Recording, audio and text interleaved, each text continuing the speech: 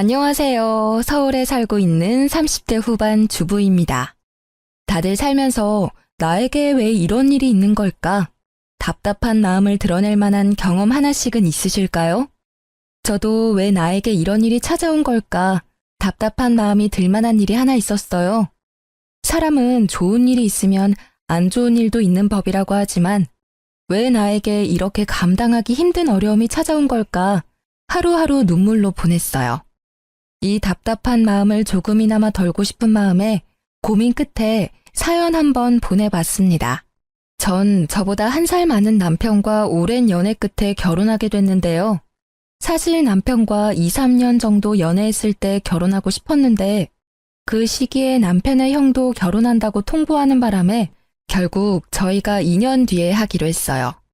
아무래도 한 집안에 연달아 결혼한다고 하면 돈은 돈대로 많이 나가기도 하고 주변 사람들이나 집안 어른분들께 결혼식에 초대하는 것도 미안하다면서 저희 보고 결혼을 좀 늦게 해달라고 아주버님께서 부탁을 하더라고요. 처음엔 누가 먼저 하든 그게 무슨 상관일까 싶었어요. 아주버님은 고작 6개월 연애한 뒤 갑자기 결혼하겠다고 하신 거였어요. 애초에 우리 부부는 아주버님이 연애하기 전부터 결혼 얘기가 오고 가고 있을 때라서 따지고 보면 우리가 먼저 결혼하는 게 맞다고 생각했거든요. 시부모님도 물론 그렇게 생각했었지만 아주버님은 거의 5, 6년 만에 연애하게 된 거였었고 이 여자 놓치면 평생 노총각으로 살 것 같다고 해서 결국 저희가 양보하게 됐습니다. 그렇게 아주버님이 결혼하고 2년 뒤 저희 부부가 결혼했는데요. 결혼은 제가 늦게 했어도 전 결혼 전부터 시부모님을 자주 찾아뵀던 편이었는데요. 그래서 이미 시부모님과 많이 친했었던 편이었고 특히 시어머님 성격이 정말 좋으세요. 애교가 많으시고 사람 자체가 꼬인 게 없고 모든 일에 긍정적이세요. 그래서 저 처음 봤을 때부터 지금까지 저 시집살이 시킨 적이 없는데요. 그런 시어머님 덕분에 오히려 제가 시댁 일에 나서서 하고 시부모님께 잘하려고 노력했어요. 근데 문제 하나가 발생하게 됐는데요. 아주버님의 와이프, 저한테 형님이신 분 때문인데요. 형님은 제 남편과 동갑이신 분이에요. 정말 화려하게 생기고 모델이라고 해도 믿을 정도로 길쭉길쭉한데요. 이쁘게 생긴 것과 다르게 성격은 정말 모난 구석이 많았어요. 모든 일에 부정적이고 투덜거리는 게 정말 많은 편이더라고요. 제가 결혼하고 난 뒤 첫 명절이었어요. 아무래도 형님이 저보다 먼저 결혼하셨고 시댁 식구와 이미 몇 번 명절을 같이 보낸 상태였으니까 시댁 안에서 돌아가는 일에 대해 잘 알고 있을 줄 알았어요. 그래서 명절 때 형님한테 뭐부터 하면 되겠냐고 물어봤었는데요. 형님, 어머님께서 잠깐 시장 좀 다녀오신다고 그동안 간단하게 나물이랑 전 몇 개만 만들고 있으라고 하셨는데 전 뭐부터 하면 될까요? 그걸 왜 나한테 물어봐? 동서가 알아서 해. 내가 하나하나 알려줘야 돼? 그게 아니라 아무래도 형님이 어머님이랑 몇 번 더 명절 같이 보내보셨잖아요. 그래서 어떻게 해야 할지 아실 것 같아서 물어본 거예요. 이 집이라고 해서 뭐 특별한 거라도 있는 줄 알아? 남들이 하는 것처럼 대충 만들면 돼. 귀찮게 왜 자꾸 물어봐? 내가 이 집 구석 하녀로 들어온 건지 며느리로 들어온 건지 가끔 헷갈리네. 나 잠깐 자고 있을 테니까 동서가 알아서 만들고 있어. 어머님 오실 것 같으면 미리 나 깨워주고. 알겠지? 아무래도 아랫사람인 내가 윗사람 허락 없이 이것저것 하면 예의 없는 행동인 것 같아서 형님께 이것저것 물어봤어요. 물어볼 때마다 그거 하나 알아서 못하냐고 큰 소리를 내시는 편이었어요. 반대로 제가 알아서 일을 하고 있으면 저보고 왜 본인한테 안 물어보고 일 시작하면 어쩌자는 거냐면서 엄청 혼을 내기도 합니다. 그런 형님의 장단을 맞추는 게 참 어려워요. 그리고 형님과 같이 음식을 만들거나 집안일을 같이 하는 거 보면 할 줄 아는 게 전혀 없었습니다. 간 조절조차 못하는 편이라서 결국 모든 일을 제가 다 하게 됐어요. 형님도 본인이 요리 하나 제대로 못하는 걸 아는 편이기 때문에 초반에 좀 하는 척만 하고 나중에 낮잠을 자거나 딴짓을 하고 있더라고요. 정작 일은 제가 다 하는 편인데 시어머님 앞에서는 본인이 거의 다 한 것 마냥 힘든 척 고생한 척을 하니 억울했어요. 다행히 시어머님께선 제가 고생한 걸 다 알고 계시더라고요. 언제 한번 시어머님께서 절 따로 불러서 한 얘기가 있었어요. 영지야, 요즘 많이 힘들지? 요즘 살이 자꾸 빠지는 것 같아. 밥은 잘 챙겨 먹고 있어? 네? 힘들긴요. 제가 힘들 게 뭐가 있겠어요. 다 알아. 큰애 때문에 많이 힘든 거. 사실 한동안 큰애가 너한테 어떻게 하는지 대충 지켜봤었거든. 작은애, 너가 우리 집에 시집 온 뒤로 우리 집 분위기가 정말 많이 밝아진 게 보여. 아무래도 큰애가 너한테는 손이 사람이니까 내가 널 챙기고 알려주는 것보단 큰애가 널 챙겨주고 하나하나 알려주는 게 둘 사이를 위해서 좋다고 생각했다. 근데 큰애 하는 행동들 보면 너가 고생이 많을 것 같아서 말이야. 사실 큰애가 노는 걸 너무 좋아하고 친정에서 뭐 하나 제대로 배워온 게 하나도 없는 애라서 내가 애를 뭐부터 하나하나 알려줘야 하나 고민이 많았었어. 그래도 우리 작은애가 너무 반듯하고 뭐 하나라도 더 잘하려고 노력하는 모습이 너무 예뻐. 너무 고맙다. 내가 너가 있어서 든든해. 감사해요, 어머님. 어머님이 제 마음 알아주신 것만으로 든든하고 힘이 나네요. 어머님은 모든 일에 대해 다 알고 있었어요. 제가 남편과 결혼하기 전 형님과 어머님이 단둘이 명절 준비를 했을 때 어머님께서 고생이 많았다고 해요. 형님이 뭐 하나 하려고 하는 의지가 없고 자꾸 빈둥거리는 것만 좋아해서 그동안 어머님이 모든 걸 다 해왔다고 해요. 본인이 뭐라도 하나 잔소리하면 그게 시집살이라고 생각할까봐 쉬면 쉬는 대로 그냥 뒀다고 하더라고요. 어머님께선 며느리라고 꼭 시댁 일을 도맡아서 할 필요는 없다고 생각하는 분이기도 했어요. 제가 들어오고 난 뒤 어머님이 마음이 한결 편해졌다고 그동안 고생 많았다면서 저한테 용돈을 몰래 주시기도 했어요. 어머님께 받은 용돈으로 가끔씩 남편과 따로 데이트를 여유롭게 할 수 있어서 너무 좋았었어요. 근데 어머님이 가끔 저한테 용돈을 준다는 것을 형님께 들킨 적이 있어요. 어머님께서 다른 날과 같이 저를 따로 안방에 부르신 뒤 저한테 용돈을 주셨는데 그 상황을 형님이 직접 목격하게 됐었거든요. 그날 형님이 그런 절 따로 불러서 하나부터 10까지 따지기 시작했어요. 동서, 아까 어머님이 동서한테 돈 주는 거 다 봤어. 그 하얀 봉투, 돈 맞지? 얼마나 주셨어? 원래 둘이서 나 몰래 그렇게 돈 주고받고 했었던 거야? 아, 다 보셨어요? 어머님이 저한테 용돈 한번 주고 싶었다고 따로 불러서 주셨어요. 어머님은 나한테 한 번도 용돈 같은 거 준 적이 없으신 분이셔. 근데 동서는 왜 받는 건데? 그리고 아무리 어머님이 용돈을 주신다고 해도 그걸 덥석 받는 동서도 참 웃긴다. 돈이 그렇게 좋아? 어머님께서 며느리한테 용돈 한 번씩 줄 수도 있는 거지 뭘 그렇게까지 화를 내시면서 말씀하세요. 얄밉잖아. 같은 며느리인데 차별하는 것도 아니고 왜 동서한테만 용돈을 주는 거냐고. 오늘 어머님께 받았던 돈 나한테 줘. 네? 이걸 왜 형님한테 드려야 해요? 애들이나 하는 일진짓을 왜 형님이 하시냐고요. 일진짓? 둘이서 날 왕따 취급하는 건 생각 안 하고 내가 방금 일진짓 했다고 말한 거야? 동서 이제까지 어머님한테 몰래 용돈 더 받았을 거잖아. 이번엔 나한테 줘. 어머님한테 그렇게 용돈 받고 싶으시면 직접 가서 달라고 하세요. 어머님은 저 쓰라고 이거 주신 거예요. 내가 달라고 하면 주는 거지. 어디서 눈 크게 뜨고 말 대답을 해. 어머님이 나보다 동서 조금 더 챙겨주는 것 같으니까 이제 기어오른다. 솔직히 동서 엄청 여우 같은 거 알아?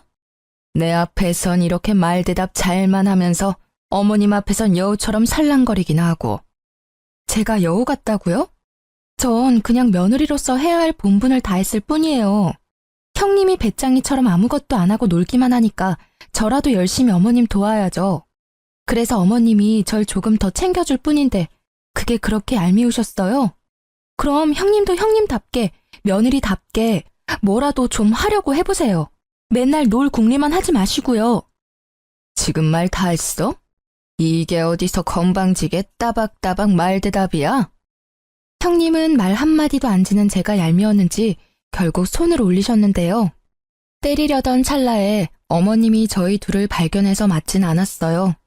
어머님은 형님의 태도를 보고 생각보다 많이 놀란 눈치였어요. 너 지금 뭐 하는 짓이니? 지금 작은 애 때리기라도 하려고 한 거니? 지금 여기가 어딘 줄 알고 손을 함부로 올려? 아무리 작은 애가 너보다 아랫사람이라고 해도 둘이 어려운 사이인 거 알아 몰라. 뭐 때문에 그러는 건데? 말해봐 어서. 네, 동서가 너무 얄미워서 때리려고 했어요. 제가 무슨 말을 해도 말대답을 너무 심하게 하길래요. 어머님 말대로 동서와 저 어려운 관계잖아요. 근데 동서는 제가 무슨 말을 해도 앉으려고 하더라고요. 그러니까 뭐 때문에 그러냐고. 아무리 작은 애가 말대답을 했다고 해도 그렇지 사람을 때리려고 할 수가 있냐고. 그것도 다 큰 성인이. 어머님이 동서한테만 용돈 주시고 이뻐하니까 그랬어요. 저 아까 어머님이 동서한테만 용돈 주는 거 직접 두 눈으로 봤어요. 동서도 동서지만 어머님도 참 너무했어요. 어떻게 저만 쏙 빼고 동서한테만 돈을 주실 수가 있으세요? 저도 어머님 며느리입니다. 제가 아무리 동서보다 못한 사람이라고 해도 이렇게 차별해도 되는 건가요? 그래, 내가 작은 애한테 용돈 좀 줬다. 근데 그거 하나로 애를 때리려고 들어? 이제까지 작은 애가 고생을 많이 하기도 했고 힘들어도 힘든 내색을 전혀 안 하길래 내가 고마운 마음에 줬어. 넌 그런 작은 애한테 한 번이라도 고맙다는 말 해본 적은 있냐? 너가 해야 할 일까지 작은 애가 다 했어. 제가 도대체 뭘 안 했다는 건데요? 고작 음식 몇 가지 안 만든 걸로 그러시는 거예요? 고작이라니. 우리 집안에 관련된 일 직접 나서서 하라는 말이 아니야.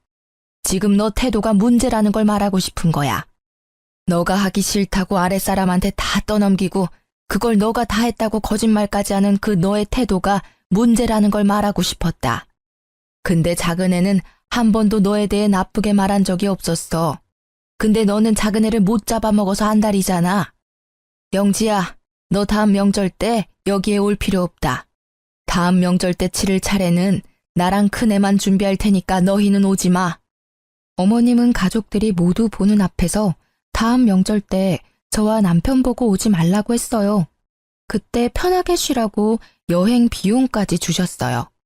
형님은 끝까지 어머님이 자기만 미워한다고 울고 불고 난리가 났었지만 어머님은 그런 형님을 거들떠보지도 않으셨어요. 그리고 형님한테 이 여행 비용까지 뺏으려고 하면 절대 가만히 안 두겠다고 경고하셨어요. 어머님이 분명 경고까지 했음에도 그 다음날 저한테 전화해서 어머님한테 얼마나 받았냐고 물어보더군요. 근데 전 가만히 있지 않고 어머님께 일렀습니다. 어머님은 그런 형님한테 자기한테 그렇게 혼나고도 아직 정신 못 차린 거냐고 또다시 엄청 혼내셨어요. 어머님이 거의 한 달 동안 형님한테 매일 전화해서 저 괴롭히지 않았는지 매일 물어봤을 정도라고 하시네요. 항상 천사 같은 어머님은 한 번 화나시면 엄청 무섭고 집요하신 게 있는데 이런 거 보면 정말 대단하신 것 같아요. 저도 그런 어머님께 찍히면 안 될 것 같다는 생각을 잠시 해보기도 했어요. 다음 명절 때 진짜 안 가도 되는 거냐고 물어보니 절대 오지 말라고 단호하게 말해주셨어요. 그래서 저와 남편은 다음 명절 때 제주도로 여행 다녀왔습니다.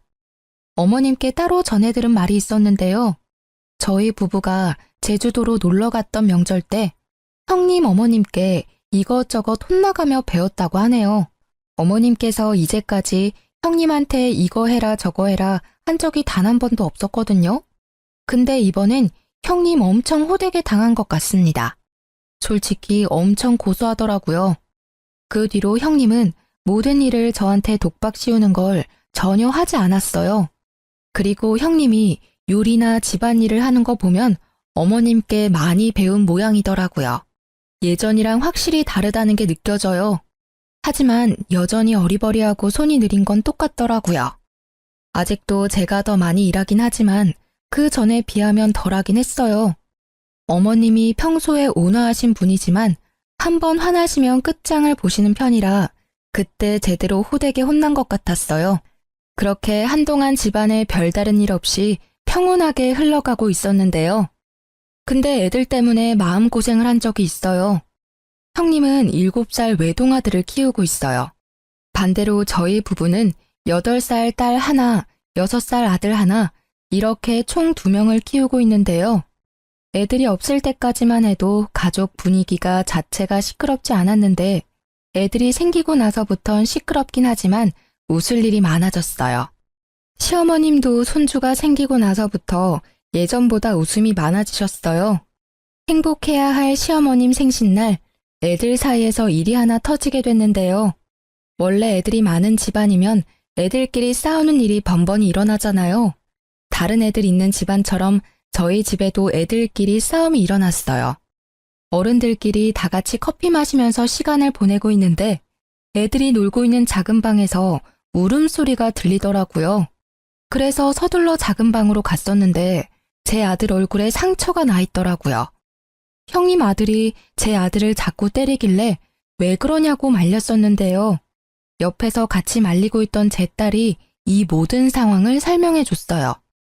엄마, 얘가 현우가 갖고 있던 장난감 억지로 뺏으려고 했어요.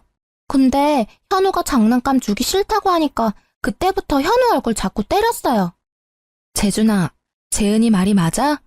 너가 현우가 갖고 놀고 있던 장난감 억지로 뺏으려고 했어? 그래도 그렇지, 현우 얼굴 이렇게 때리면 어떡해. 다음부터 그러지 마, 알겠지? 현우도 장난감 혼자 갖고 놀면 안 돼. 서로 바꿔놀기도 하고 그래야지. 서로 미안하다고 사과해.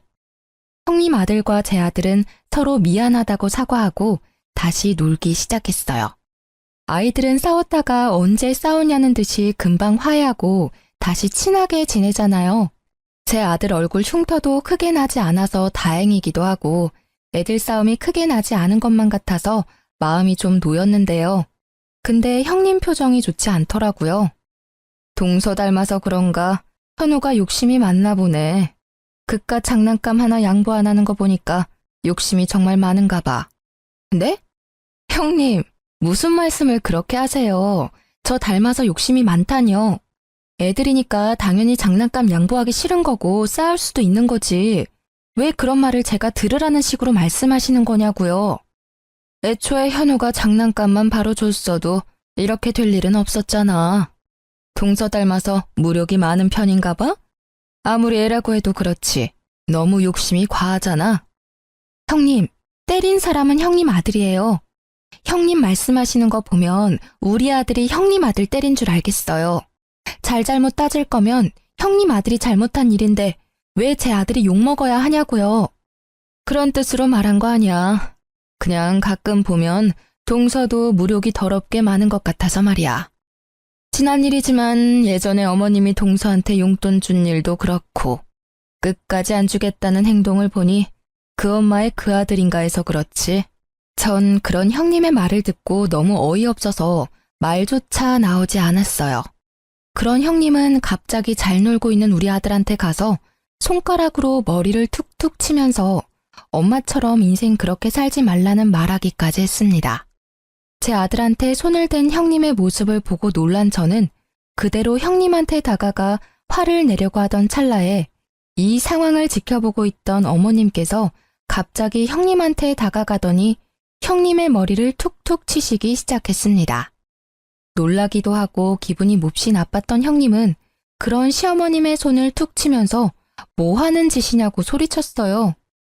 어머님, 지금 무슨 짓이에요? 갑자기 제 머리를 툭툭 치시냐고요. 기분 나쁘니? 너도 기분 나쁜 걸 왜 우리 현우한테 했어? 왜 가만히 있는 내 손주 머리를 치냐고? 너도 당해보니까 기분 나쁘지? 어른이 당하면 기분 나쁜 행동, 아이도 당연히 기분 나쁠 거야. 행동 가려가면서 해. 아이는 어른이 하는 행동 전부 기억해. 그리고 그 나쁜 행동 다 아이가 배워서 똑같이 써먹는다고. 그러니까 앞으로 행동 조심해. 우리 현우가 너가 방금 했던 나쁜 행동 배웠을까봐 걱정이다. 애가 얄미우니까 그렇죠. 고작 장난감 하나가 뭐라고 양보 한 번을 안 하고. 참나, 누구 닮아서 이 모양인지. 동서는 자식 교육 어떻게 한 거야? 양보 이런 거 못하게 만들기나 하고. 아직 애잖아, 애. 애들 일에 왜 어른이 나서냐고. 그리고 정작 맞은 건 현우잖아. 너 자식이 현우 때린 건 생각 안 해? 무슨 일 있어도 사람 때리는 건 안 돼. 너 자식 잘못한 거 교육은 안 시키고 남의 자식이 교육이 잘못 받았느니 그런 소리를 하냐고. 너 자식이 내 손주 때린 건 괜찮고 남의 새끼가 고작 장난감 하나 양보 안 해준 건 그렇게 참기 힘드냐? 너 말대로 그 엄마의 그 아들이다. 엄마가 이 모양인데 애가 뭘 보고 배울 수가 있겠어? 애가 어떻게 클지 훤히 보인다. 이번에도 또 제가 잘못한 일이에요? 어머님은 항상 왜 제 편이 아니라 동서 편이신 거예요? 저 어머님이 이러실 때마다 지겨워 죽겠어요.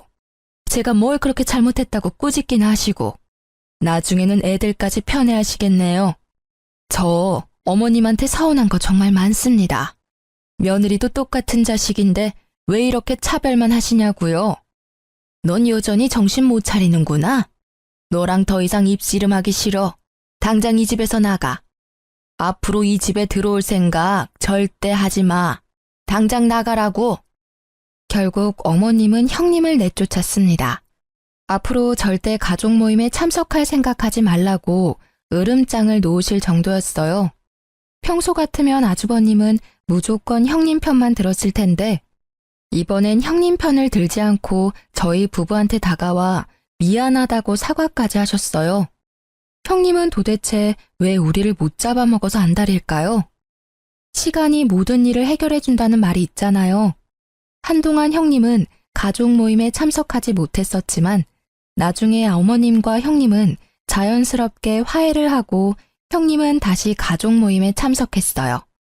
형님도 아무렇지 않게 저한테 말도 걸기도 했고요. 근데 끝까지 사과 한마디를 하지 않았어요. 일 크게 만들고 싶지 않아서 저도 아무렇지 않게 형님과 잘 지냈습니다. 예전처럼 다시 잘 지내고 있는데 저에게 안 좋은 일 한 가지가 생겼는데요. 저희 친정아버지가 교통사고를 당하게 됐어요. 남동생도 먼 지방에 있던 상태라서 동생보다 제가 친정집에 가는 게 빨랐어요. 그래서 전 친정집에 며칠 동안 지내야 하는 상황이었는데 학교와 유치원을 다니는 애들까지 친정집에 데리고 갈 수가 없었어요. 남편도 워낙 야근이 많은 직업을 가진 사람이라 애들을 제대로 케어할 수가 없었거든요. 결국 시어머님께 애들을 맡기게 됐어요. 보름 정도 시어머님이 애들을 데리고 있기로 했는데 어머님은 오히려 엄청 좋아하시더라고요. 워낙 손자를 좋아하는 분이라서 하루 종일 손자랑 같이 있을 수 있다며 오히려 좋아하셨어요. 애들도 할머니랑 같이 있어서 좋다고 했고요. 근데 어머님이 애들을 데리고 있을 때 큰 사고가 하나 터지고 말았어요. 어머님께서 애들을 돌보고 있던 보름 중 딱 하루, 어머님이 아침 일찍 외출을 해야 했던 날이 있었어요. 근데 우리 애들 때문에 못 갈 상황이 되고야 말았어요. 그래서 어쩌면 좋을까 고민하고 있었는데 전업주부로 지내고 있는 형님이 제 아이들을 잠시 데리고 있겠다고 먼저 말했나 봐요. 그래서 어머님은 마음 놓고 외출하셨는데요. 어머님도 저한테 따로 말씀해 주셨어요. 본인이 이날 바쁜 일이 있어서 이날 하루만 형님이 데리고 있는다고요. 근데 그날 저녁 갑자기 경찰서에서 연락이 오게 됐는데요. 아이들이 경찰서에 있다는 연락이었어요. 그래서 친정집에서 시댁 근처에 있는 경찰서로 바로 가게 됐는데요. 경찰서에 도착하니 벌써 새벽이더라고요. 경찰서 안에 있는 애들을 보니 완전 산거지가 따로 없더라고요. 애들은 절 보자마자 바로 울었고요. 그래서 이게 무슨 상황인가 싶어서 경찰한테 어떻게 된 거냐고 상황 설명을 듣게 됐었는데요. 이날 형님은 제 아이들과 형님 아들을 데리고 키즈 카페에 갔었다고 해요.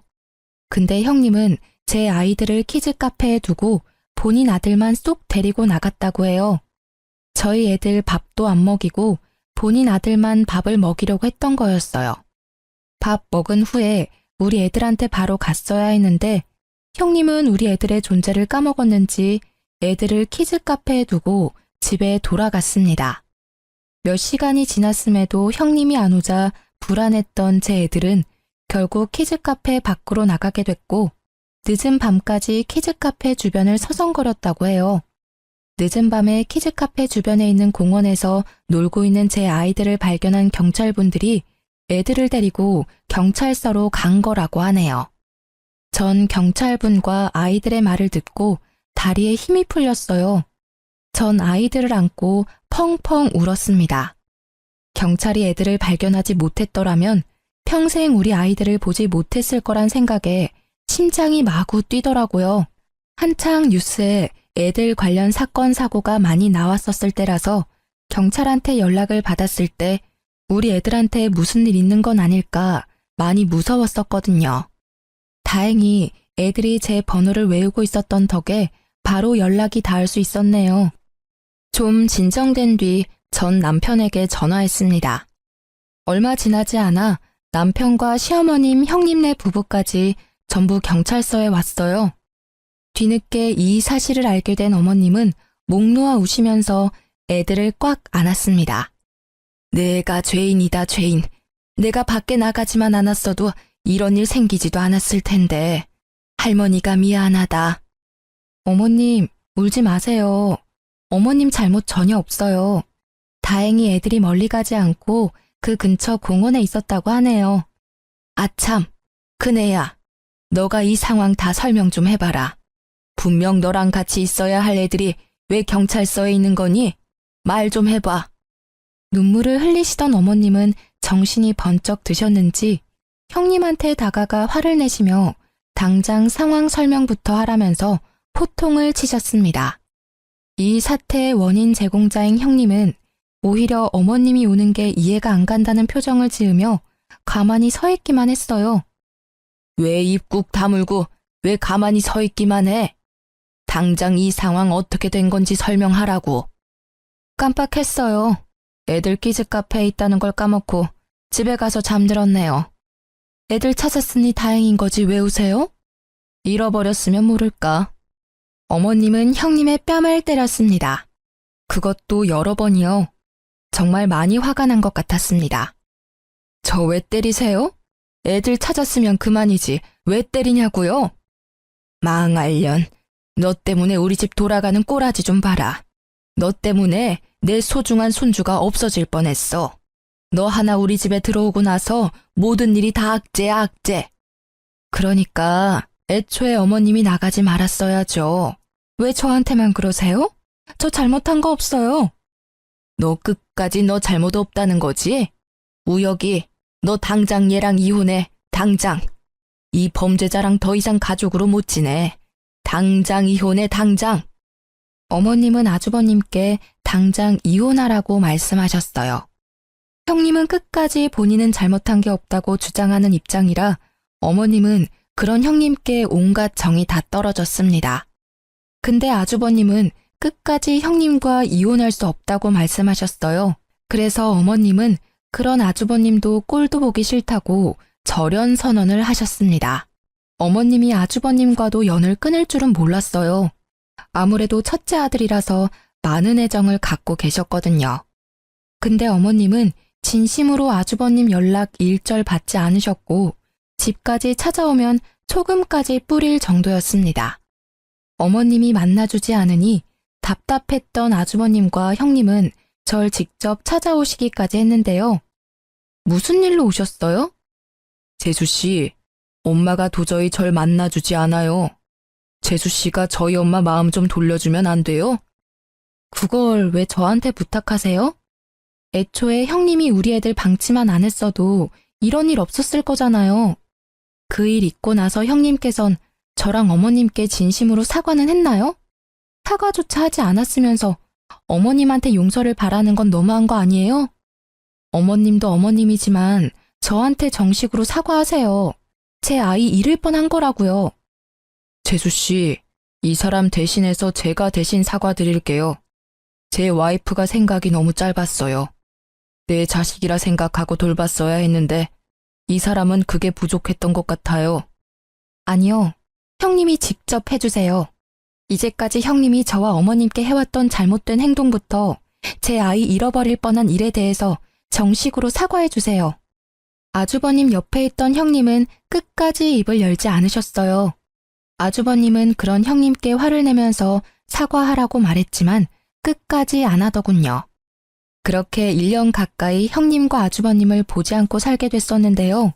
그런 어느 날 갑자기 아주버님이 울면서 시어머님을 찾아간 적이 있습니다. 거의 1년 만에 아주버님을 본 거였는데 그런 아주버님이 울면서 있으니 시어머님과 저희 부부는 많이 놀랐는데요. 평소 시어머님 성격 같으면 그런 아주버님을 보고도 그냥 내보냈을 텐데 그날은 그런 아주버님의 이야기를 묵묵히 듣고만 계셨어요. 이날 아주버님이 울면서 했던 말이 아직도 생생한데요. 아주버님은 시어머님과 저희 부부를 안 보고 지내던 1년 동안 둘째 계획을 세우고 있었다고 합니다. 근데 생각보다 둘째가 잘 생기지 않아서 그 이유에 대해 알기 위해서 산부인과를 찾아갔다고 해요. 원래 산부인과까지 갈 필요는 없다고 생각했었는데 하도 임신이 안 되니까 마음 크게 먹고 갔던 모양이더라고요. 그래서 각종 검사를 받게 됐었는데 아주버님께서 무정자증이라는 충격적인 검사 결과가 나왔다고 합니다. 완전 패닉 상태였다고 하는데요.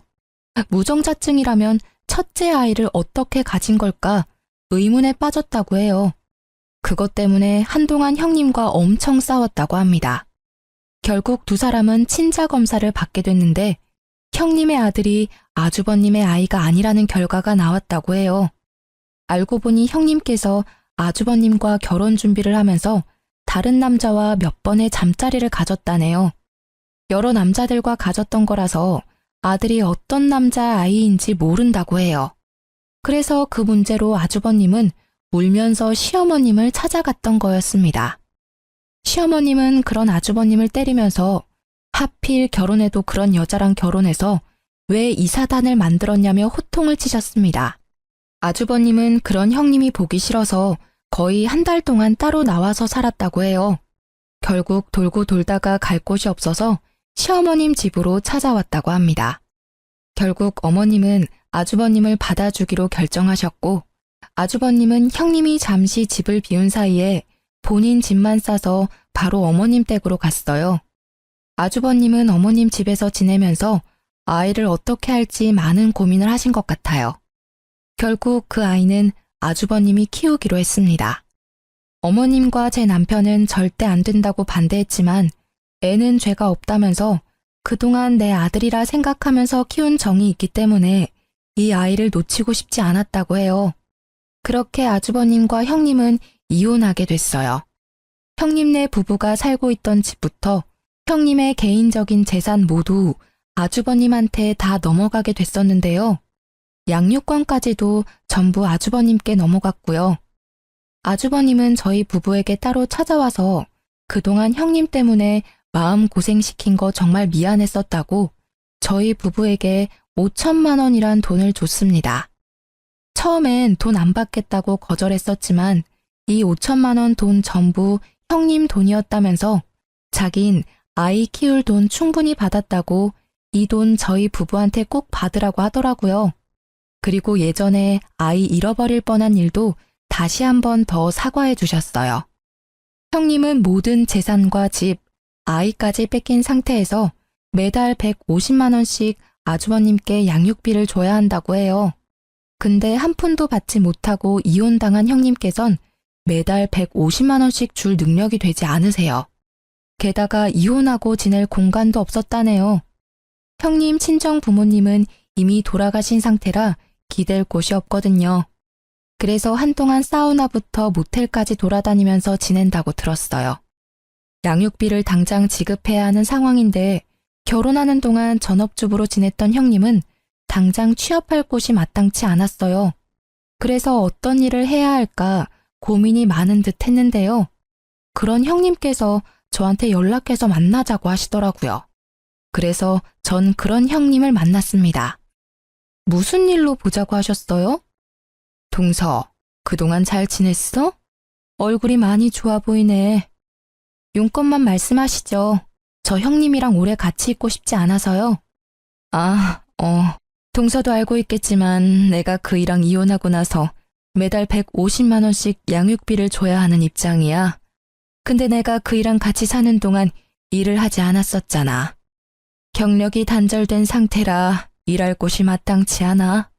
동서는 결혼하고 나서도 계속 일해왔으니까 주변에 아는 회사나 아는 사람들 많을 것 같은데. 혹시 내가 일할 만한 회사 자리 하나 있을까? 있으면 나 좀 소개해 줄래? 제가 왜 그래야 해요? 일 하나 못 구해서 바쁜 사람 불러낸 거예요? 일할 자리가 없으면 식당이나 공장에 들어가서라도 일을 하셔야죠. 아, 내가 그 생각을 못했네. 그래도 내가 결혼하기 전에 백화점에서 일했으니까 공장이나 식당 일은 잘 못할 것 같아서 그래서 혹시나 하는 마음에 동서한테 물어본 거야. 마땅한 일자리 없으면 돈이라도 빌려줄 수 있을까? 내가 지금 지낼 곳이 전혀 없어. 지금 내 모습 보면 딱 알겠지? 완전 거지 같아. 혹시 돈 조금이라도 있으면 빌려줄래? 다음 달부터 일해서 그이한테 양육비 줘야 하는 입장인데 회사 갈 때 쓸 교통비조차 없어서 말이야. 그것도 형님이 알아서 하세요. 저한테 사과라도 하면서 부탁할 줄 알았는데 사과 한마디도 없이 부탁만 하시니까 정말 어이가 없네요. 아, 동서, 사과하려고 했어. 내가 마음이 너무 급하니까 부탁 먼저 하게 됐네. 사과 먼저 하는 게 맞았는데. 동서, 예전에 있었던 일 전부 사과할게. 특히 동서 애들 잃어버릴 뻔한 일도 진심으로 사과하고 싶어. 나도 애 키우는 엄마인데 동서 입장 전혀 생각하지 못했어. 그때 동서가 너무 밉고 질투가 났어. 그때 내가 너무 어리석었다. 내 사과 받아줄래? 그 사과가 진심인지 잘 모르겠네요. 할 거면 그때 진심으로 해야 했었는데. 전 형님의 부탁을 모두 거절했어요. 형님은 무릎을 꿇고 사과했음에도 전 그런 형님의 사과를 받지 않았습니다. 이날 이후로 형님을 한동안 보지 않았어요. 아주버님은 아이 때문이라도 한 달에 한 번씩은 보는 것 같더라고요. 이날 이후 아주버님께 가끔씩 형님에 대해 조금씩 듣고 있는데요. 형님은 파출 일을 하면서 돈을 벌고 있다고 들었어요. 제 말대로 공장에서 일을 한 적이 있는데 워낙 손재주가 없고 느린 사람이라서 한 달 만에 해고당했다고 하네요. 게다가 공장 안에서도 텃세가 심했던 거였는지 그 짧은 한 달 동안 심한 괴롭힘을 당했다고 해요. 요즘 아줌마들 따돌림이 더 심한 편이라면서요? 공장 한 달 다니면서 마음고생 좀 한 모양이에요. 공장 퇴사 후 파출 일을 하면서 돈을 모아 매달 양육비를 보내고 있는데 파출 일 자체가 고정적이지 않아서 양육비를 다 모으지 못할 때가 있다고 해요. 그래서 아주버님께 150만 원이 아닌 100만 원만 보낸 적이 있다고 하는데요. 그때 아주버님이 50만 원 당장 안 보내면 아이 평생 못 볼 줄 알라고 단호하게 말했다고 하네요. 그래서 밤낮 가리지 않고 일을 하면서 돈을 모으고 있는데 돈 모으는 게 한계가 있었는지 결국 형님은 손을 대지 말아야 할 대부업체 대출까지 받았다고 합니다. 한번 대출을 받았을 때 대출을 크게 받은 모양이더라고요. 그래서 지금 매달 갚아야 할 돈이 엄청나다고 하네요. 아무래도 대부업체 금리가 다른 대출에 비해 큰 편이라 매달 생기는 이자가 엄청나잖아요. 그걸 생각하지 못하고 무작정 대출을 받은 것 같더라고요. 그것 때문에 언제 한 번은 술 마시고 저희 집에 찾아와서 제대로 진상을 부린 적이 있는데요. 나 양육비랑 매달 나가는 대출금만 총 합쳐서 300만 원 정도 된다. 대박이지? 형님, 술 마셨어요? 술 마셨으면 집에 가서 곱게 자기나 해요. 왜 남의 집에 와서 이게 무슨 짓이에요? 동서는 좋겠다. 착한 시어머님, 돈 잘 버는 남편, 귀여운 애들까지 모두 가졌잖아. 근데 나는 모두 잃었어. 나 하루하루가 너무 지옥 같아. 나 불쌍하지 않아? 불쌍하면 나 돈 좀 줄래? 다른 사람들은 거지한테도 돈 조금씩 주던데. 나 거지라고 생각하고 돈 조금만 줄 수 없을까? 형님 하나도 안 불쌍하거든요? 형님, 제발 이렇게 한심하게 살지 말고 제발 정신 좀 차리고 사세요. 애 생각해서라도 이렇게 살면 안 돼요. 형님이 이렇게 행동할 때마다 제 수명 단축되는 기분이에요. 자꾸 이런 식으로 찾아오시면 저 경찰에 신고할 거예요. 한동안 안 보고 지내던 형님이 갑자기 찾아와서 진상짓을 하는 바람에 민원까지 들어왔었어요. 결국 전 경찰에 신고했습니다. 이때 경찰한테 끌려가는 형님의 모습이 얼마나 찌질하고 못나 보이던지 사람처럼 보이지 않았어요. 그리고 형님의 최근 근황을 들었는데요. 일용직으로 파출 일하는 거 그만두고 고깃집에서 일한다고 하더라고요. 근데 고깃집에서 일하다가 같이 일하는 사람 실수로 숯이 형님 팔 쪽에 떨어지게 되면서 화상을 입었다고 들었어요. 생각보다 크게 다쳤다고 하는데요. 반팔을 입지 못할 정도라고 합니다. 그런 형님은 나름 엄마라고 아이가 속상해할까봐 아이를 만나는 날이면 다친 곳 절대 보이지 않도록 긴팔만 입는다고 해요. 아주버님도 형님이 다친 줄 몰랐는데 우연히 발견했다고 합니다. 그걸 보고도 마음이 아프지 않았다네요. 그동안 형님한테 당한 짓들이 있어서 그런지 동정심도 들지 않는다고 해요. 아이만 아니라면 형님 절대 보고 싶지 않다고 해요. 이게 최근 형님의 근황이고 그 뒤로는 소식을 듣지 못했어요. 전 그런 형님의 근황을 듣고 얼마나 속이 다 시원한지 몰라요.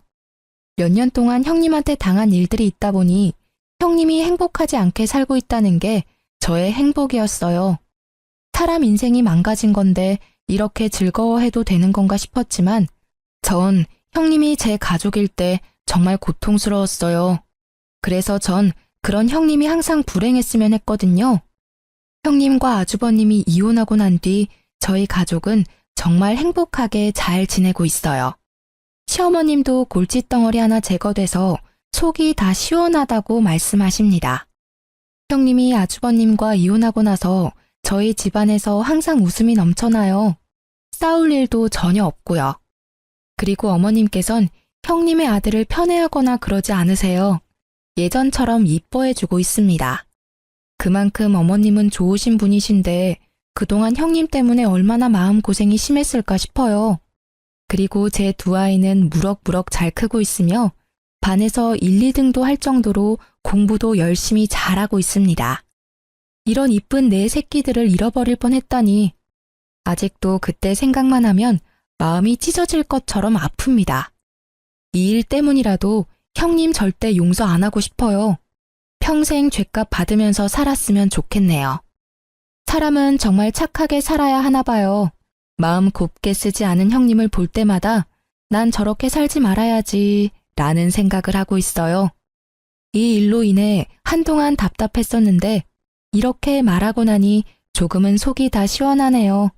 이제까지 제 이야기를 들어주신 분들께 감사하다고 말씀드리고 싶어요.